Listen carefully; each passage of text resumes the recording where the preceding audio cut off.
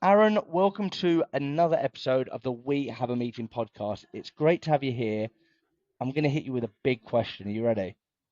I think I might be ready for this. You might be ready. Okay. So I know you've got loads of followers on all different social platforms. What problem do you think people that follow you would have in their lives that you can help them solve? I think several waking people up, no BS, taking control of your life. I think I provide good guidance around how to go from point A to point B, whether that be escaping a job, changing a situation which you're in financially, and getting to grips with owning the good and the bad. Yes, I typically talk about finance and entrepreneurship stuff, starting a business, but really, when I start working with people, I'm probably changing the person more so than the nitty gritty of the business and the finance. So I think waking people up is probably a different terminology that I'd use. Okay. And if someone's listening to this now that needs to be woken up, describe their lives. Like say some things that's going to make people sit up and go, shit, I might need to listen to this guy because this could be me. It's all your fault, all of it. It's all your fault. If you're if you've got no money, your fault. If you're divorced and unhappy, your fault. If you're in a job you don't like, your fault. No one else's. It's not Rishi Sunak. It's not Keir Starmer, although I can't stand that man. It's not Trump's. It's not anyone else's fault other than your own. If you've got 30,000 kids and you've got a dog with three legs, no one cares. Your fault. And I think when you realise it's your fault, your life gets really good because you can change. Okay. I was gonna say that what if it's not your fault? So what if you're 16 years old and actually your parents you've had this awful life? What if it's not technically your fault? All right, you've just described my life. So own it. That's what's the alternative? Blame? This is what I'm trying to wake people up. If it's not your fault, what are you going to do? Blame someone? Oh, it's my mum. Oh, it's my dad. This is where I have no time for people who whine and carry around an out of tune violin. It's owning it. Whether you think it's your problem or not, own it and go. Do you know what? Is what it is. Life's pretty tough, but I'm going to deal with it and I'm going to create a solution, not a problem. I'm going to be proactive rather than reactive. Like I said, I've worn it. Council estate, parents no money. I've been there, done it. Throw something at me. I've done it. Hang around with the wrong crowd, skinhead my life, box my life for many years of my life. In with a rough crowd, had no money, was going down a wrong path. I've been there, done it. I've worn the t-shirt. No So it, GCSEs, no college, no uni. so it feels like someone from that kind of background, gone through that kind of hardship, being able to tell yourself the more productive stories, something that you're just born with. So it feels like this is something you've always had. Yeah, I feel like if I look back, there are key moments in my life where I think, oh, have I always taken ownership? Yeah. When I used to play high level football, Martin Hinchelwood, who walked into, I used to play for the Centre of Excellence at Brighton. Martin Hinchelwood walked in, and I won't go in the ins and outs, but there was a huge drama, and he said, and he was screaming. He said, "Who's done that?" I was like 11 at the time. I just went, "That was me." Just owned it. And I remember my mum being really proud. She was like, "God, and did no one else put their hand up?" No, it's just me. I was with Lewis Dunk, who now plays in the first team. I remember looking at Lewis thinking, "You're going to put your hand up." Never put his hand up. I just owned it. The good, the bad, the ugly. So that's why my content is incredibly strong and my live streams are incredibly strong, because when someone says, "Oh, but Aaron, I'm on universal credit," I'm like, "Yeah, been there, been there. Pull the next one." Yeah. So if you want something, you can go out and get it. If you have no money, no one's stopping you from earning a fortune. And one of the things that I know you talk a lot about is the rat race and escaping the rat race. When I think of the rat race, my brain immediately goes to Canary Wharf, banker in the suit, miserable but just stuck in the cycle. I imagine I'm wrong to think it's just that. Well, yeah, you've got to think of dirty warehouse that I was in. uh, horrible offices, call centers. Really, it's everything. It's anything and everything. It's essentially for me the rat race.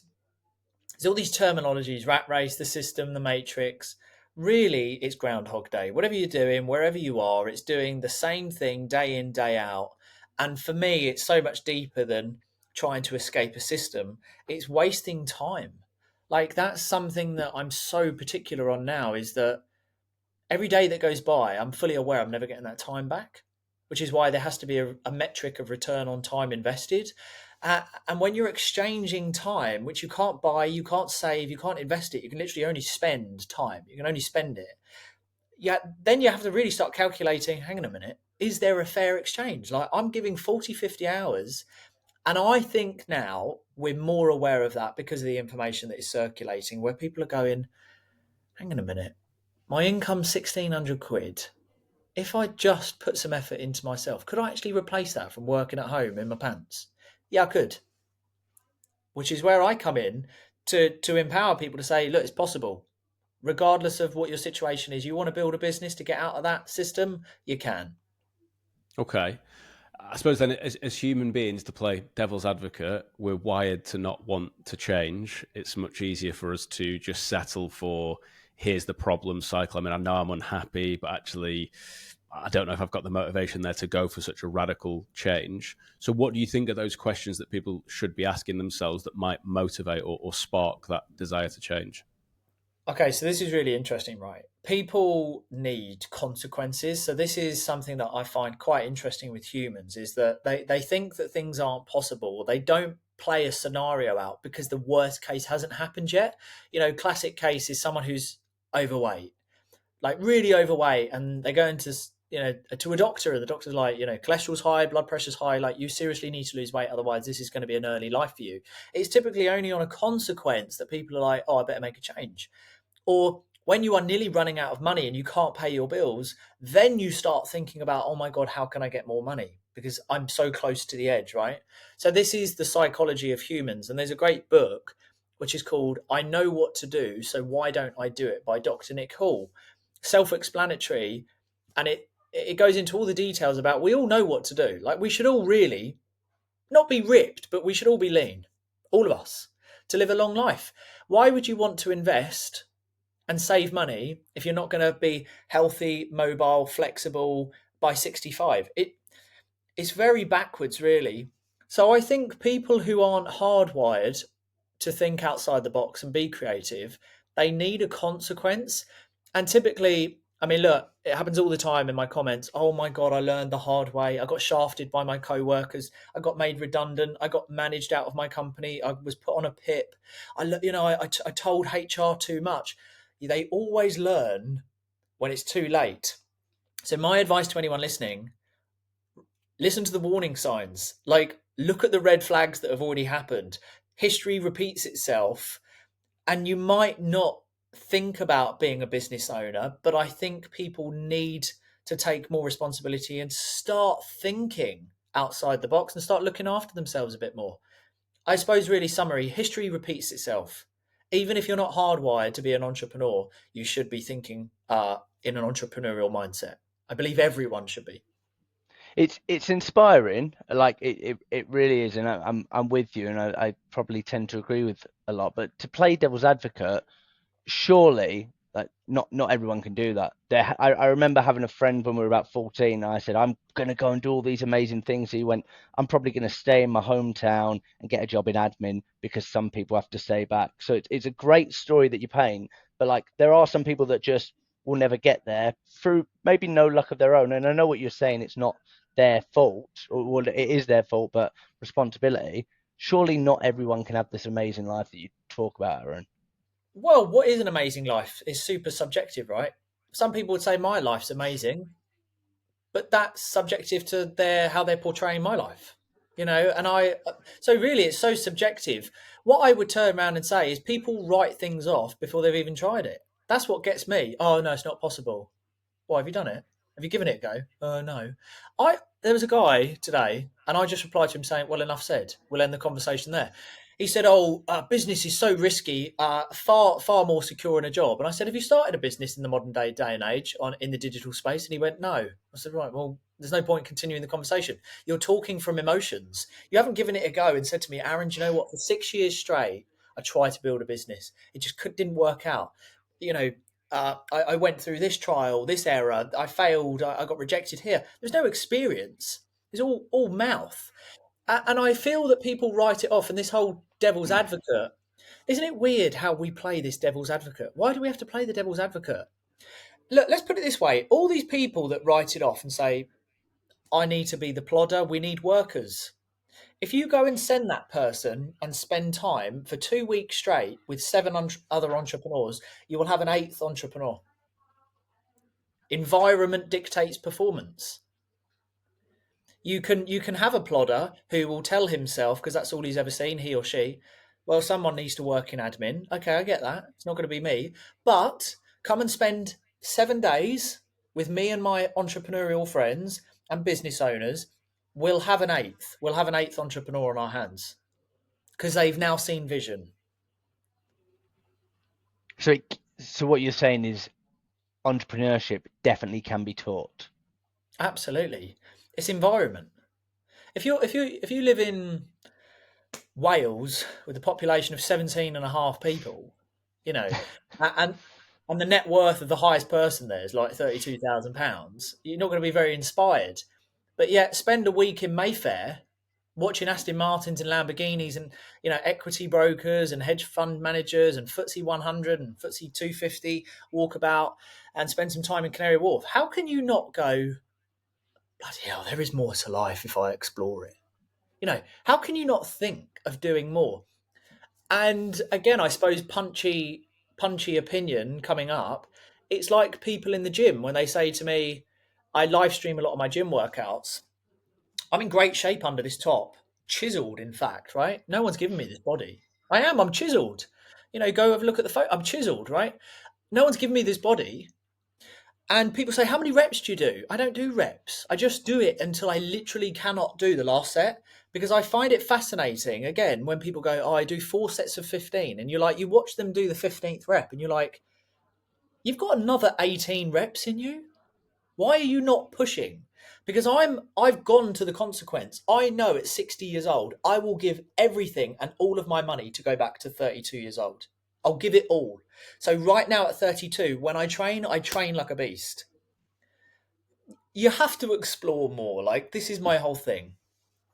I want to talk to you about, so TikTok is an interesting place, and I bet your comments, some of them are fucking awful, and I hate to live in that some days. But I want to talk to you. I know that a lot of like Gen Z are on TikTok. Okay, they're consuming your content. What have you learned about the work ethic and mindset of Gen Z? Are we going through a phase where actually they're all lazy and they don't want to work, or is that like, are they rumors? Are actually Gen Z the next generation that are going to smash it? Yeah, I think, obviously there's always two sides to the coin, but I think it's predominantly hyped up wrongly online. I think Gen Z, even millennials, like we've seen the transition, you know, from hard work to smart work. It's exactly the same. They just see smart work now. We saw hard work into smart work. They just see smart work. You know, we need to start getting rid of old narratives. When people say business, people think of limited companies, or we're still holding on to vehicles, sole trader, company's house, you know, accountant, tax advisors, printers, office, chairs. It's not. It's literally a laptop and a phone. Like the fact that my phone has earned me over 150 grand in the last 24 months from TikTok, over 150,000 pounds gross collectively. This phone here, not even including my gross income from my businesses, a phone through TikTok has earned me more money than literally I don't know what to do with. Majority of it is sat in account and just sort of sits there. Why would you want to work hard? So no, Gen Z's like, hang on a minute, I can't buy houses for 6 pistachio nuts anymore. But what I can do is I can build a business, and social media can pay me very well. Social media is a business, by the way. That's something else we need to adopt. Social media is not social media. It is business. Branding is business. Instagram is business. TikTok is business. YouTube is business. If it has analytics and it can be measured, it's a business. So no, I think Gen Z are actually in a very exciting time where you can literally build million and multi-million pound companies as a one-man band. I don't think they're lazy at all. I think, in fact, they're very creative. I've got an 11-year-old son upstairs at the moment. He'll be on 4 or 5 grand in the next 4 years. That's not even a joke. When he is 14, he'll probably be bringing in gross about 5 grand a month. He's not going to college. He's not going to uni. Probably pull him out of school in year 9 in 2 years. He doesn't need to be at school. He doesn't need to be at school. He's learned everything. There's nothing else my son needs to know at school. Everything else will be through me and his mum. Where does the ability to delay gratification fit into this? Something that we spot sometimes with younger people. There's a bit of shiny object syndrome going on. I think mental resilience, actually having some self-mastery. I think you learn that over time. I think, I wanted to be a millionaire by 25. That didn't happen. You want to be something. I think you just learn that things take time. So delayed gratification, I think you're forced to realize that's what needs to happen. You kind of learn from thinking, right, this is where I want to be at a certain point. You get to that certain point. Maybe you go through a period of disappointment and, you're like, oh, I didn't hit goals. But then you realize that it is very much a journey. A very wise man who ran a very successful business years ago told me, I was talking to him about what I wanted to do. This is years ago. This is like 10 years ago, right? Really before I got my teeth sunk into, and I was still in a full-time job. And I said to him everything I want to do. And he said, mate, I love it. I wish you all the best. He said, but I promise you, he's like in his mid-40s at this time. He said, honestly, mate, this whole thing is a journey. Like, it's going to be so tough, but honestly, just enjoy the process. And these timelines that you've put on it, he said, I'd wipe those. He said, I really hope you hit them, but it's unlikely. And I was a little bit like, oh, probably the truth, but I'm going to give it a good shot. And it was the truth. I didn't hit those goals. So I feel like delayed gratification, you come to realize it, and it's a maturity thing. Mm-hmm. I think it's just something you learn. You can tell someone to have patience, but they'll learn the hard way, I believe. Okay. And then what about, you've probably got an interesting take on status, right? Because you've worked your way up. You've come from humble working class background, and you probably have noticed that the more successful you get, you're playing different status games. Like you talked before about the guy in Wales, he might be playing a £32,000, how can I go out with the most attractive girl in the local pub? Maybe the guy in Mayfair's playing more of the Lamborghini status game. So what have you learned about status and where true happiness lies? Well, I think, again, that's social circle stuff. Like for me and my friends, like social circle, business sort of friends and colleagues, I suppose, who work directly with me and stuff like this. I'm pretty lucky. I don't really have people that buy into the whole status thing. I'm actually the opposite, really. I am from humble beginnings, so I don't believe you should hold on to a title or a status. I think it's quite refreshing that no matter how big your success is that you are still quite, just look, being a nice person goes a long way. And I've kept my values and standards. So I've only attracted very similar standards and values. And look, I've got some friends. I mean, I work with 2 of Lord Sugar's companies who are partnered with Peak Performance. I was talking to the Amstrad boys this morning. I was even on the phone earlier to Joe Barron, who's Lord Sugar's grandson. I have very wealthy friends now. One of my good friends, Michael Howard, I mean, he does over 300 odd million a year. Nicest, one of the nicest guys. None of them have a status. None of them have status. So I think you attract what standards you set yourself. But my conversations aren't the same as what they used to be. So I am very picky on the conversations. I won't have £30,000 conversations anymore because my problems to solve aren't £30,000 conversations. So I think naturally you have to evolve. Like I wouldn't go and ask an old co-worker. There's one co-worker who's a dear friend of mine who I still meet like once every 6-7 weeks. I wouldn't ask him for business advice. There's no point. He's not done it. But I'll have a friendly chat with him. So I think you can remain humble, but your conversations as you grow as a person do definitely change, and you learn to understand who you talk to about what. And when you think of, you said something interesting there about like titles. I think I've seen something online about like work titles. What do you mean by that? Well, I'd ban them.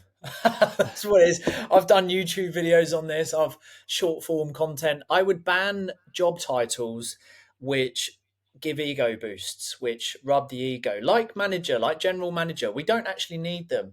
What you need is you need a title that actually is descriptive of the job that you are doing. So if you are some form of a manager currently and you have a team under you, well, really, you are the spearhead, right? So you're leading the team. So to get rid of manager, who's it going to pee off, or who's it going to harm? It's going to harm no one, but it's going to pee off egotistic, narcissistic people, typically baby boomers. We don't need to crack the whip anymore. I have a dear friend who's done incredibly well. He's in his, I think Benji's now 25. He turns over sometimes about anywhere between about 2 to 3 million a month. He's done very well at a young age. He runs the fastest content management agency called Connect Management. Open floor. I've been to his North London office. Great environment, happy culture, gives away holidays, bonuses, pays everyone very well. And there's a happy culture. Everyone's got an appropriate title, of some sort, team lead or, content management leader or, whatever it might be. But it's appropriate to the job title and there's no ego that's given. You're not given the job role if there's an ego with it. And there's correct hiring. I think this is the problem and why I would get rid of titles. You give a title to a wrong individual and you've got a dictator on your hands. And then what happens is people start to become suppressed and they start to mold to fit the dictator so that they're not picked on, right? And then you've got this real sort of toxic environment. You don't need big punchy titles. Unfortunately, that's the way the main corporate world is. But, the great thing is if you go on to start a business, you can change these problems. So is the issue the job title, or is it the twats that then receive the job title? It's both. I think it's hiring. Number one, it's hiring. And I think the job titles don't help. I think giving someone who shouldn't have passed a probation period because they haven't got leadership skills, and then they're given that word manager. Manager is man management. So it's very watching what you're doing, overseeing what you're doing, leading eventually into micromanaging.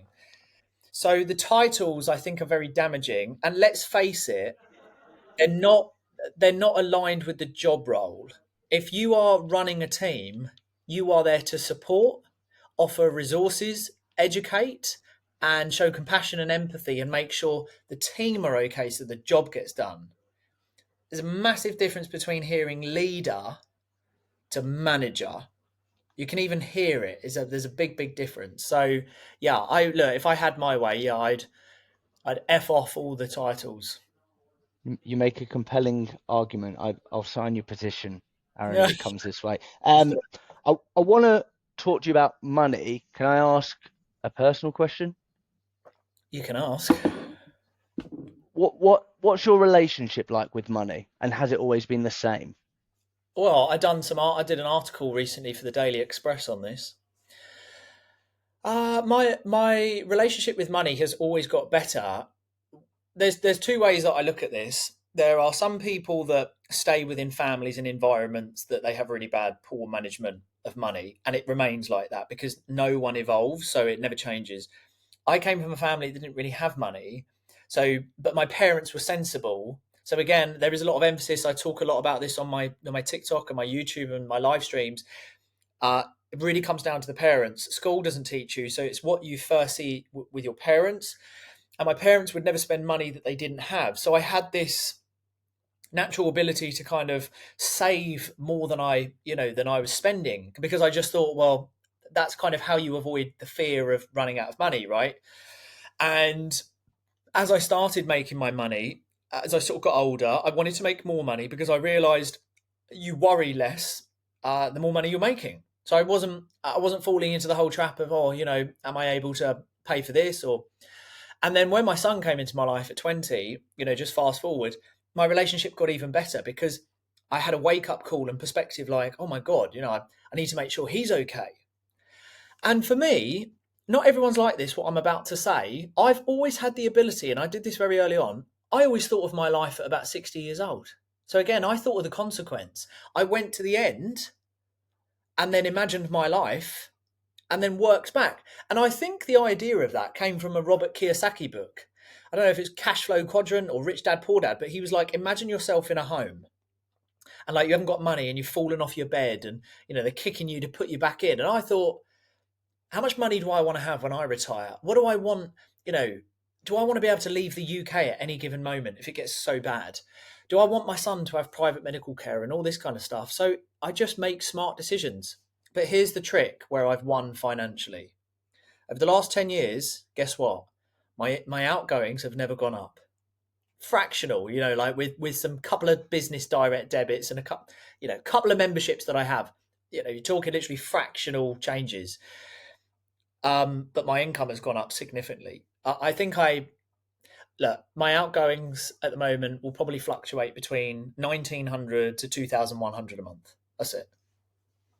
And I earn a lot more than that, by the way. Interesting. Okay. I'd be silly not to ask, because it's just come up a few times, your stance on the education system in the UK. Okay, so I spoke about this on a podcast the other day. What's the line that we all hear about the education system? It's what? Broken. Now, I want to ask you a question. Or is it? Go on. Well, is it broken, or is it doing exactly what it's designed to do? Well, I always wonder, is it designed to bring us into sort of factory worker mentality? So you've got the habits to just put you straight into that kind of 9-to-5 culture, and you'll listen and do what you're told and those sorts of things. But I get paranoid about. I've got young children. I get paranoid about these things. I don't think it's broken at all, really. Now, I think it's working perfectly, which is why it will never change. And I think it's churning out the worker bees in the masses. And I think it's doing what it needs to do, which is why you need to, as a parent, make a decision what you're going to do. A lot of my friends, by the way, who are a little bit older than me, they've all pulled their children out of school. Like by year 9, they're out of school. There's no point. If someone said to me now, they need to tell me one thing, even like just putting it on YouTube, tell me one thing my son needs to know past year 9. I can't think of anything. I actually can't think of anything that high school never felt useful to me. So let me explain my son right now. He does editing. He's got his own YouTube channel. Right, he's very creative. Not every child is very outspoken and can network and build relationships. My son's great. He's a mix of me and his mum.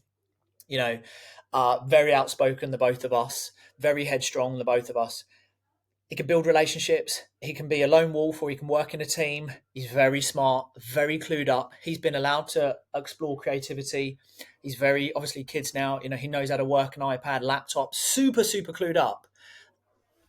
Just through his video editing skills and through my friends, through people I'll introduce him to. Look, I've taken both my full-time editors from a full-time job to full-time in editing, both of them.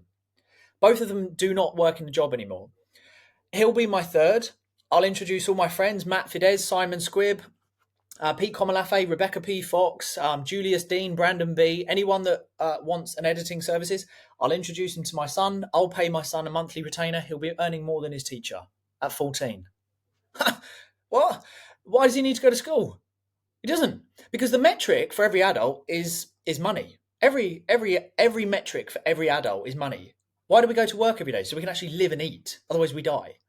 So the metric is money, and then structured well, he'll have financial freedom because we'll build a media agency.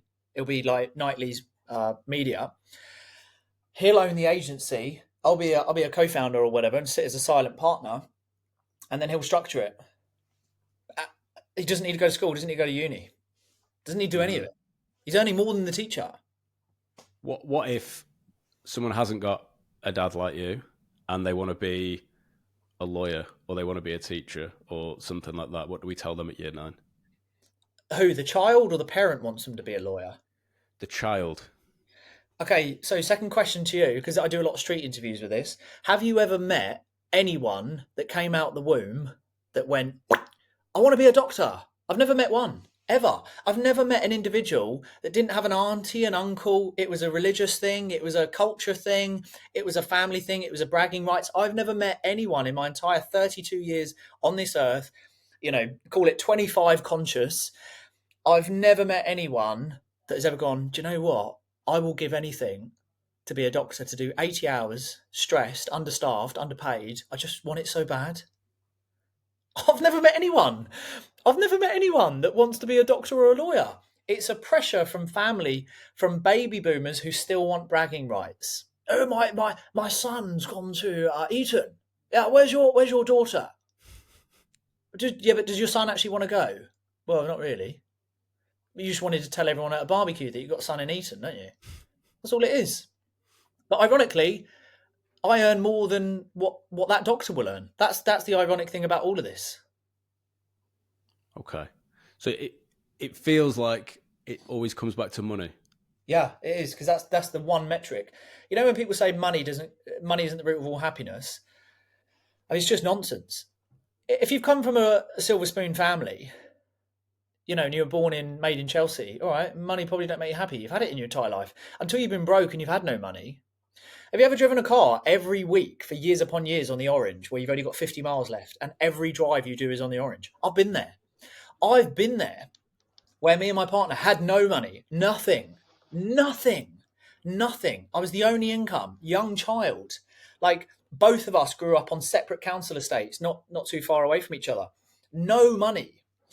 So when you come from no money and then you know money and you have a great relationship with money, because money's not bad. Like, the physical money, it's like saying my pot of Vaseline's bad. It's not. But if I was to launch this at your head, you know, you can't say, oh, the Vaseline's really bad. No, I'm bad. I launched it at your head.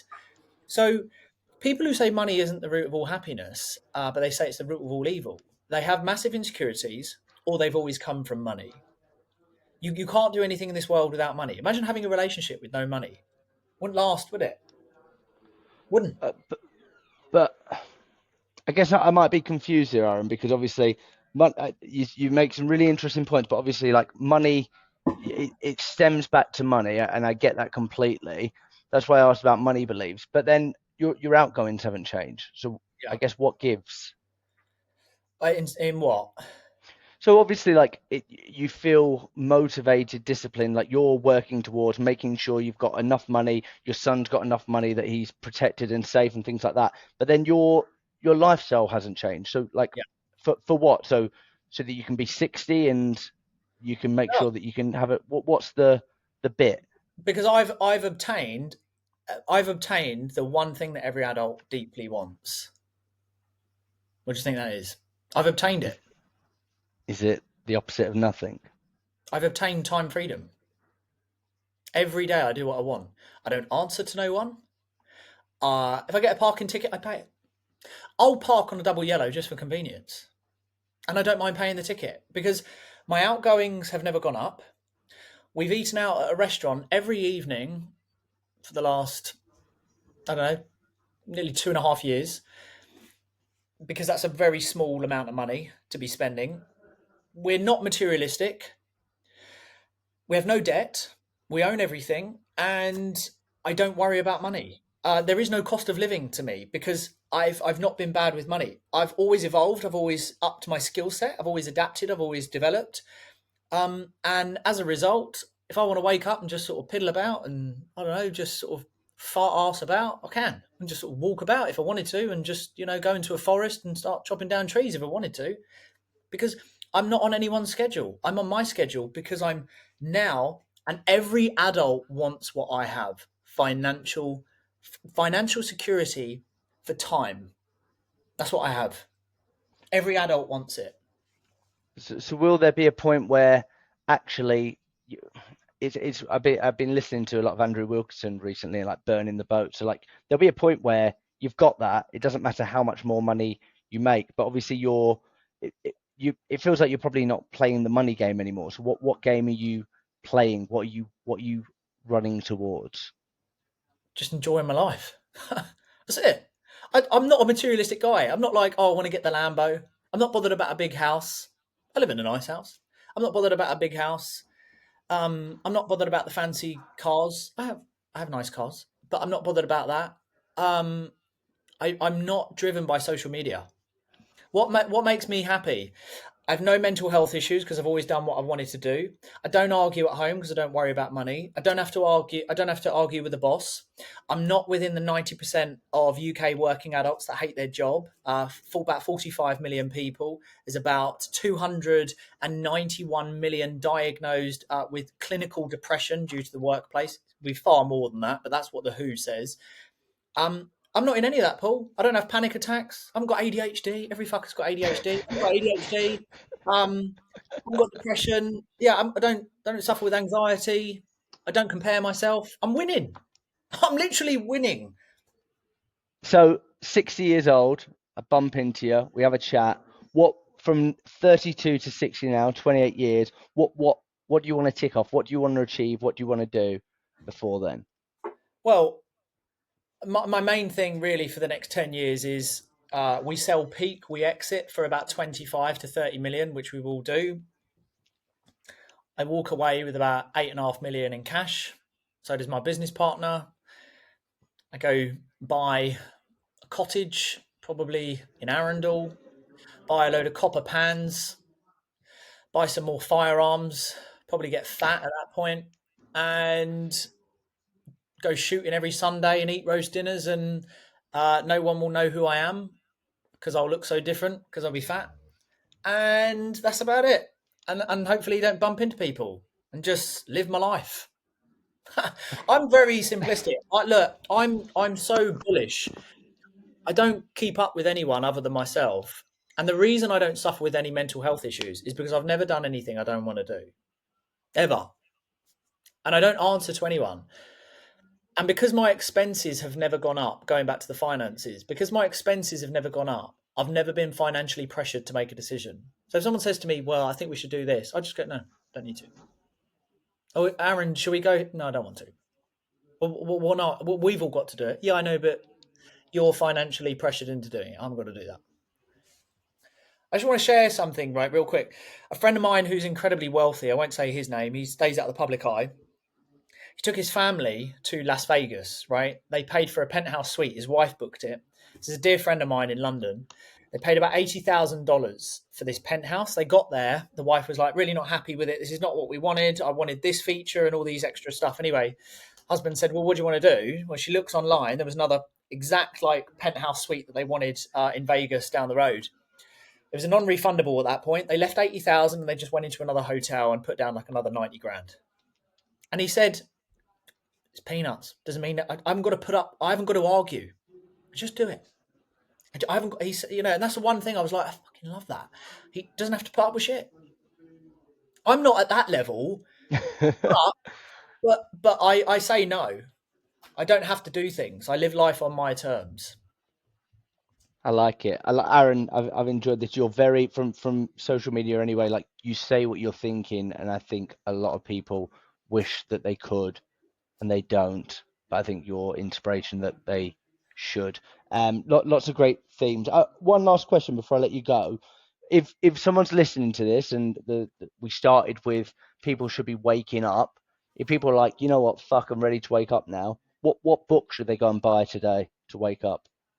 The one I always recommend is Les Brown, The Power of Purpose. I've listened to it like 3 times. It's one of my favourite books because it's timeless, and also it shares Les's journey, and you know, from no good at academics, very very poor background, going into business, you know, racial discrimination, very tough sort of journey in becoming someone essentially. And really, any story where someone has come from nothing, I love getting on board with that, which is why I'll always relate to people who come from nothing.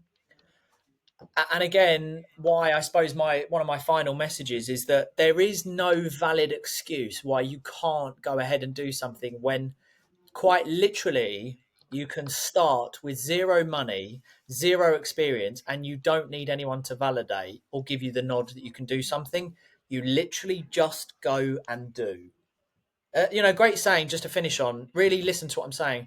Jason Greystone, who's a dear friend of mine, did $12 million last year in 1 year. He's a mentor of mine, but also within business with me. He said, if you're in business, be in business. And what that means is stop looking like you're busy and actually work on your business. And when you've done something good, showcase a little bit of it to social media, but then get back into business. There's distracted, there's successful. There's no in between. You're either successful or you're distracted and looking busy. Yeah. I love it. And if people want to check you out, where would you drive them to? Where would you send them to, Aaron? Just Aaron Knightley on anything. Just Aaron Knightley's pretty much, I think, my handle for everything now. Although just be cautious on TikTok. There's about 70 of me at the moment, but there's only one of me. I follow 0. Okay. We'll keep an eye out. Aaron, thank you so much for joining us. My pleasure.